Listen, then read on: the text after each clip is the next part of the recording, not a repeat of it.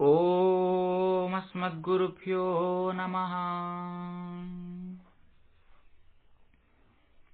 ज्ञानानन्दमयं देवं निर्मलस्फटिकाकृतिम् आधारं सर्वविद्यानां हयग्रीवमुपास्महे।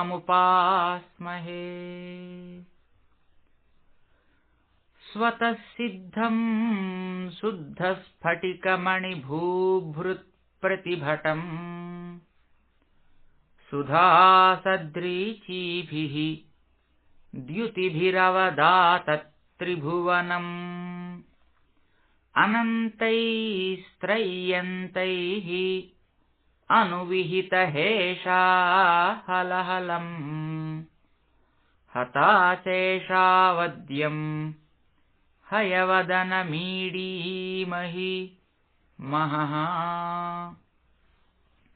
समाहारः साम्नां प्रतिपदमृचां धाम यजुषां लयः प्रत्यूहानां लहरिविततिर्बोधजलधेः कदा दर्पक्षुभ्यत् कथककुलकोलाहलभवम् हरत्वन्तर्ध्वान्तम् हयवदनहेषाहलहलः।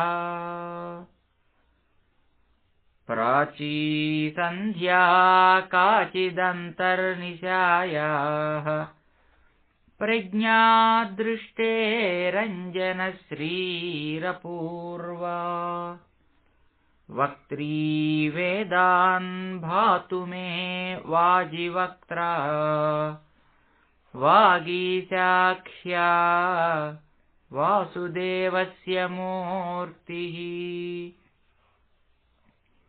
विशुद्धविज्ञानघनस्वरूपम् विज्ञानविश्राणनबद्धदीक्षम् दयानिधिं देहभृतां शरण्यं देवं हयग्रीवमहं प्रपद्ये। अपौरुषेयैरपि वाक्प्रपञ्चैः अद्यापि ते भूतिमदृष्टपाराम् स्तुवन्नहं मुग्ध इति त्वयैव कारुण्यतो नाथ कटाक्षणीयः।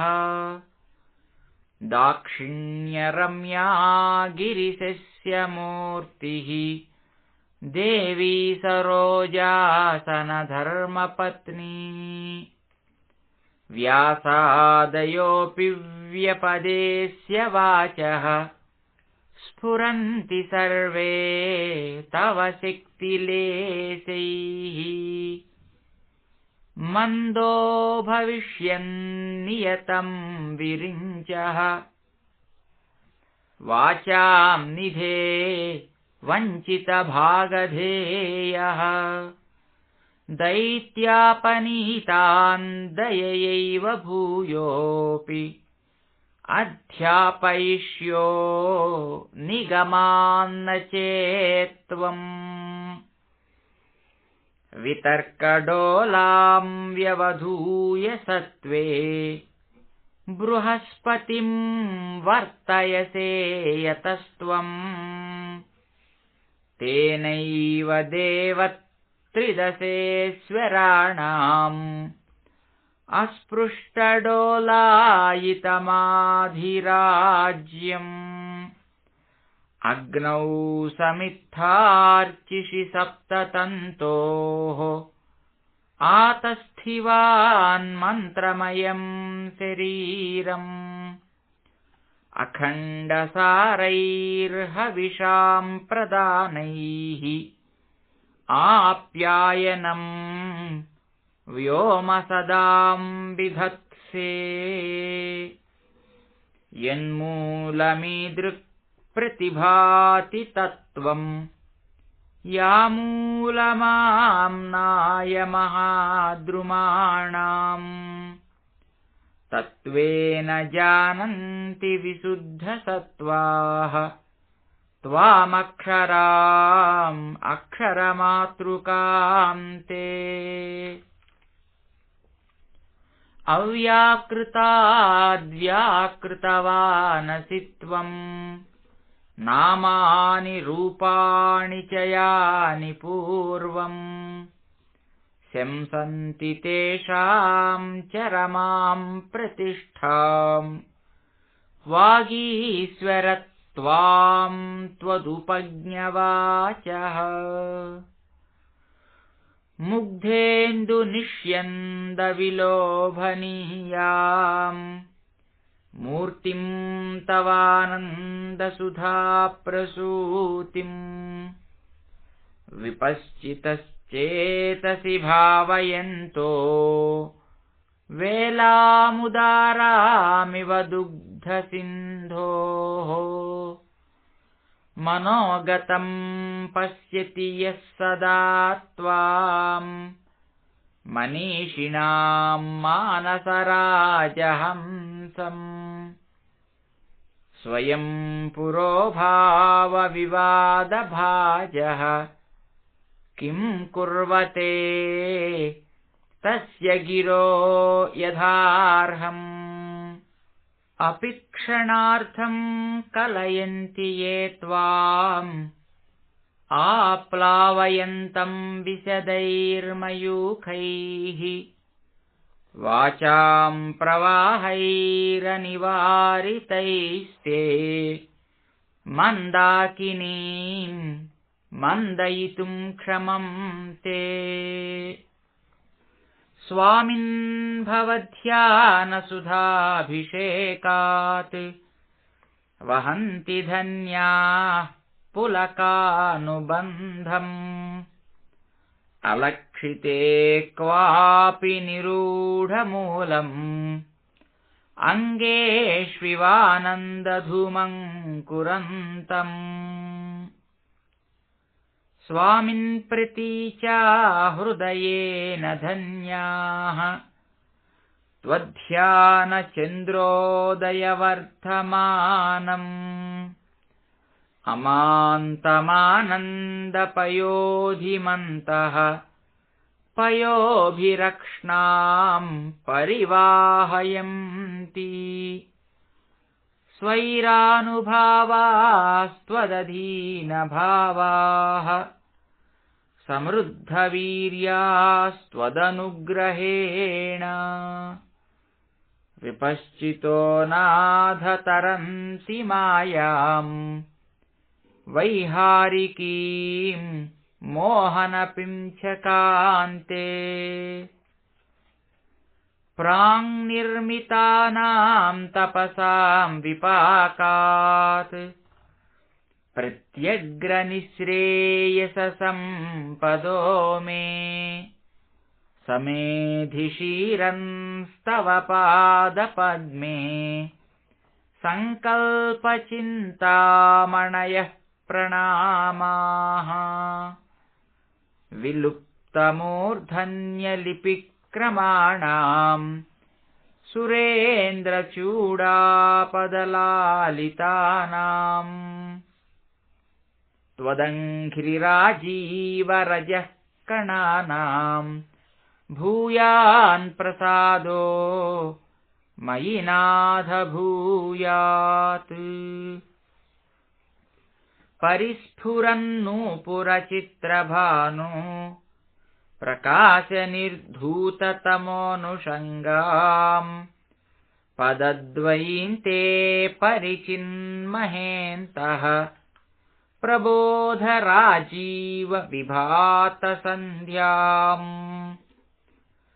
त्वत्किङ्करालङ्करणोचितानाम् त्वयैव कल्पान्तरपालितानाम् मञ्जुप्रणादम् मणिनूपुरं ते मञ्जूषिकाम् वेदगिराम् प्रतीमः। सञ्चिन्तयामि प्रतिभादशास्थान् सन्धुक्षयन्तं समयप्रदीपान् विज्ञानकल्पद्रुमपल्लवाभम् व्याख्यानमुद्रामधुरं करं ते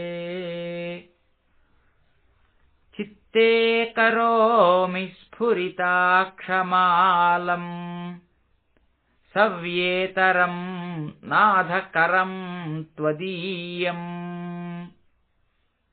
ज्ञानामृतोदञ्चनलालसानां लीलाघटीयन्त्रमिवाश्रितानां प्रबोधसिन्धोररुणैः प्रकाशैः प्रवाळसङ्घातमिवोद्वहन्तम् विभावये देवसपुस्तकं ते वामं करं दक्षिणमाश्रितानाम् तमांसि भित्त्वा विशदैर्मयूखैः सम्प्रीणयन्तं विदुषश्चकोरान् निशामये त्वां नवपुण्डरीके शरद्घने चन्द्रमिव स्फुरन्तम्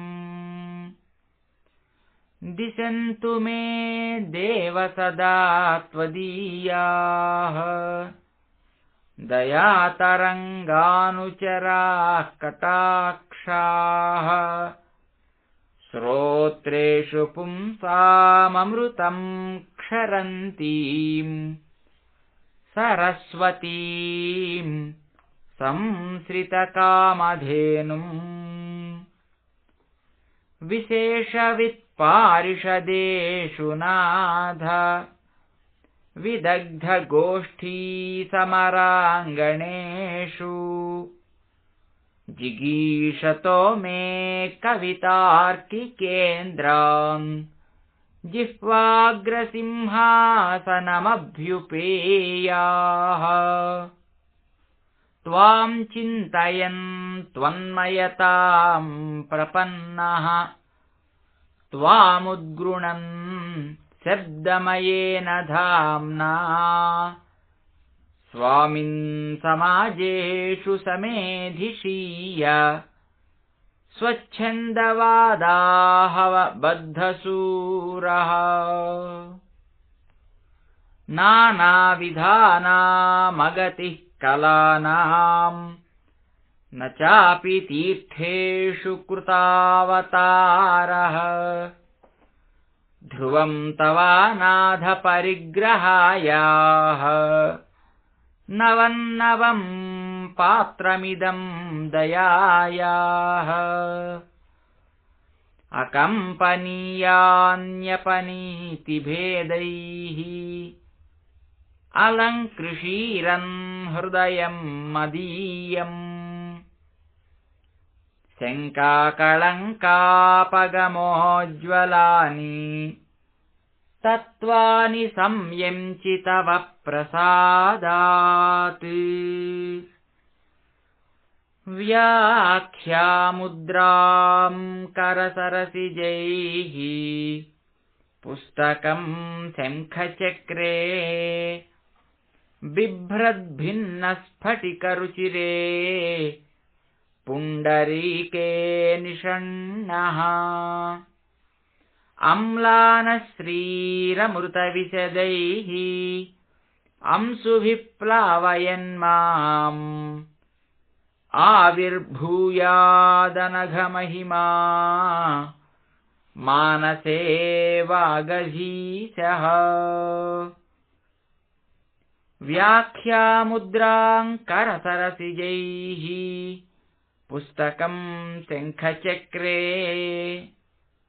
बिभ्रद्भिन्नस्फटिकरुचिरे पुण्डरीके निषण्णः अम्लानश्रीरमृतविशदैः अंशुभिः प्लावयन्माम् आविर्भूयादनगमहिमा मानसे वागधीशः वागर्धसिद्धिहेतोः पठत हयग्रीवसंस्तुतिं भक्त्या कवितार्किककेसरिणा वेङ्कटनाथेन विरचितामेताम्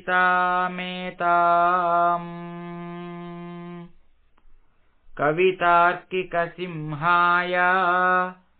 कल्याणगुणशालिने श्रीमते वेङ्कटेशाय वेदान्तगुरवे नमः।